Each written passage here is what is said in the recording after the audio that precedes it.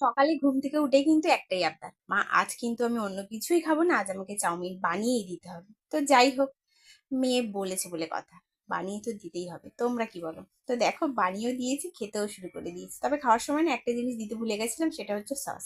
তো যাই হোক, পরে ওটা আমি দিয়েছি। তো এবার বলছে আমাকে, মা তুমি কিন্তু আজ চাউমিনটা কিন্তু দারুণ বানিয়েছো কিন্তু। শুনেও ভালো লাগে বলো। তো এই ফাঁকে না আমি রান্না বান্নাও সেরে নিয়েছি ওকে পড়তে বসিয়ে। তো দেখো, রান্নাও আমার হয়ে গেছে। তো রান্না হওয়ার পরে অবসর সময় মেয়েরা যেটা করে, মেয়েরা বলতে গেলে আমি কিন্তু বিশেষভাবে করি ঢং, যেটা ছাড়া মেয়েরা একদম অসম্পূর্ণ, যেটা ছাড়া মেয়েদেরকে একদম মানায় না। তো যাই হোক, হাতে একটু ঢং করছিলাম মেহেন্দি করে। তো বিকেল এখন 5টা।